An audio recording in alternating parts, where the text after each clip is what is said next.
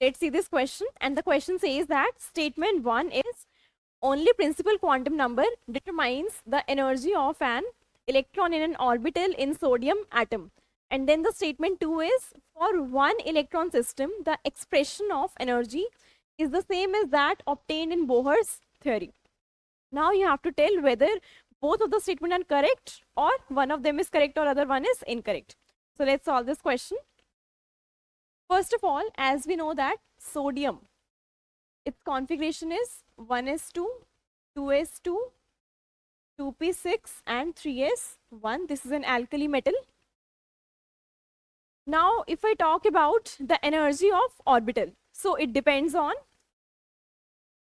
energy of orbital.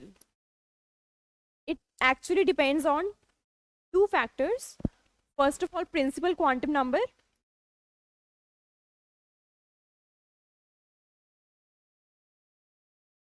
That is n.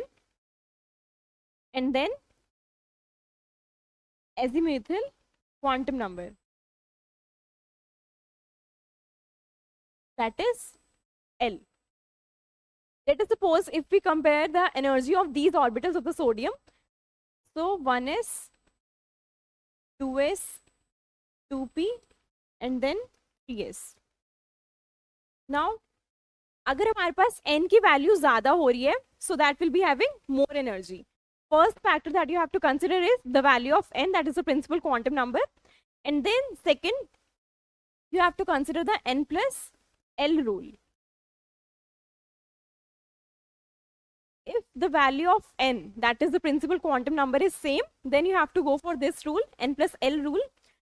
Let us suppose if we will calculate for 2s and 2p, so definitely this will be having higher value of n plus L, because L for p is 1 and L for s is 0 and n is same in both of the cases.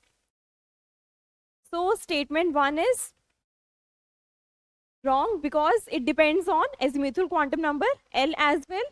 And then the statement 2, for one electron system, the expression of energy is the same as obtained in the Bohr's theory. Yes, it is absolutely correct, as energy is minus 13.6 z square by n square for one electron, where z is your atomic number and n is your principal quantum number. This means statement 1 is incorrect and statement 2 is correct. So therefore option D is your correct answer.